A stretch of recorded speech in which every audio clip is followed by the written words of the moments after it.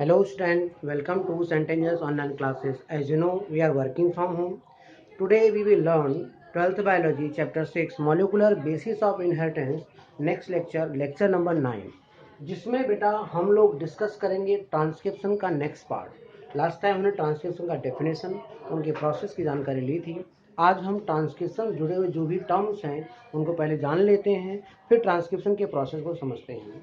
देखो बेटा, ट्रांसक्रिप्शन में सबसे पहला पार्ट जो आता है वो जीन आता है। जीन क्या है? जीन डीएनए का, मैंने कहा था, एक सीक्वेंस। डीएनए में एक सीक्वेंस होता है, वो सीक्वेंस जो कोड करता है कुछ स्पेसिफिक ट्रांसफर आरएनए या राइबोसोमल आरएनए का। तो जीन किसी भी डीएनए का स्ट्रक्चरल या फंक्शनल पार्ट होता है जिस ट्रांसफर आरएनए या राइबोसोमल आरएनए बनता है और बाद में उसी से प्रोटीन का फॉर्मेशन होता है।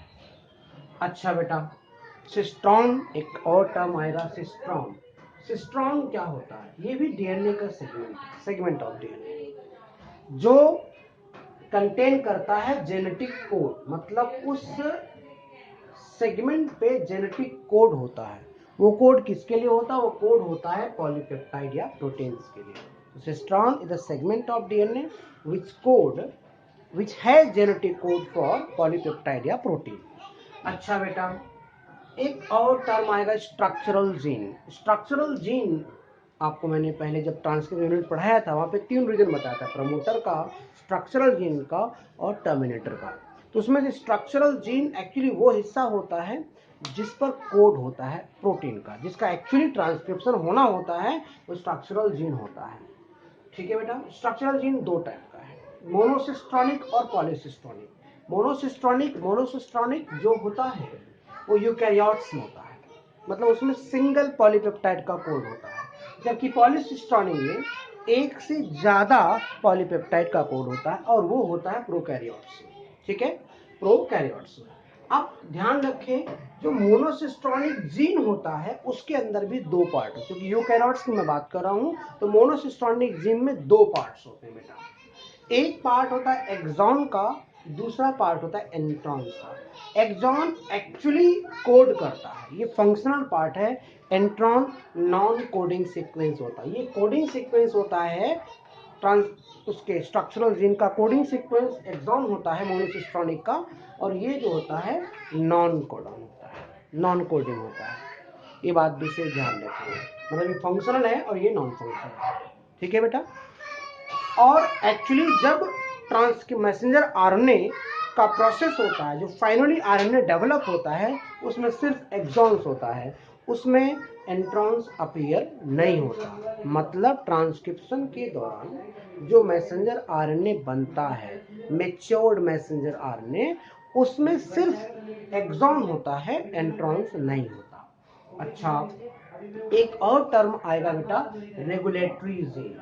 रेगुलेटरी जीन ये भी सीक्वेंस होता है डीएनए पे, लेकिन ये किसी पॉलीपेप्टाइड का या किसी चीज का कोड नहीं करता, मगर ये उसमें रेगुलेटरी फंक्शन को, मतलब इसका जो फंक्शन है वो रेगुलेशन करने का है।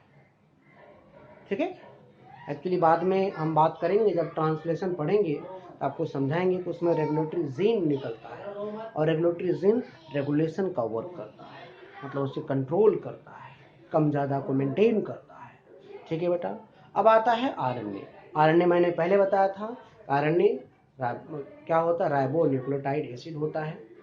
आरएनए कई टाइप का होता है, like messenger RNA, ribosomal RNA और ट्रांसफर आरएनए। थोड़ा सा इंट्रो लेंगे। मैसेंजर आरएनए क्या होता है? मैसेंजर आरएनए एक टेम्पलेट की तरह सर्व करता है, किसके लिए? प्रोटीन सिंथेसिस के लिए।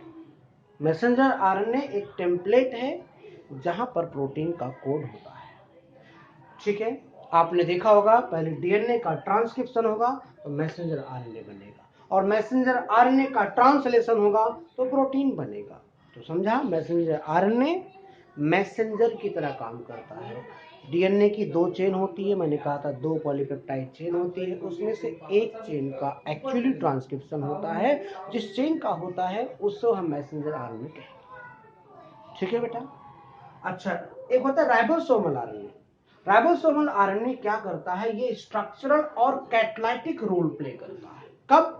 जब ट्रांसलेशन हो रहा होता है उस समय स्ट्रक्चर का तरह काम भी करेगा और साथ साथ एक कैटलिस्ट की तरह भी बिहेव। कैटलिस्ट क्या होता है, जो रेट ऑफ रिएक्शन को इंक्रीज कर दे। ट्रांसफर आरएनए क्या होता है बेटा, ये अमीनो एसिड ब्रिंग करता है। ये भी ट्रांसलेशन जब हो रहा होगा तब ये अमीनो एसिड कैरी करके लाता है, ठीक है।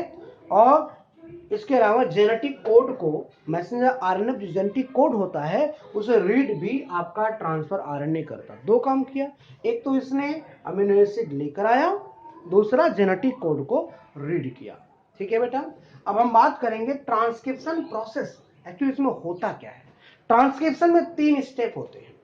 इनिशिएशन, स्टार्ट, इलॉन्गेशन मतलब पॉलीमराइजेशन जिसमें बहुत सारे चेन क्या होगा, बढ़ती जाएंगी, और टर्मिनेशन लास्ट स्टेप है जहां पे वो टर्मिनेट होगा। इनिशिएशन में होता क्या है, इसमें रोल प्ले करता है एक एंजाइम, नाम है आरएनए पॉलीमराइज, ड्यूअल काम करता है। आरएनए पॉलीमराइज एक फैक्टर निकालता है, इनिशिएशन फैक्टर, जिसका नाम होता है सिग्मा फैक्टर।